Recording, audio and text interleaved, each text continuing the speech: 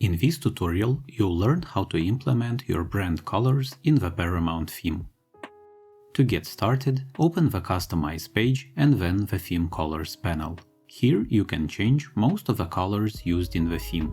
As an example, let's change the color palette of the website's footer. We will transform it from a dark blue to a dark red palette.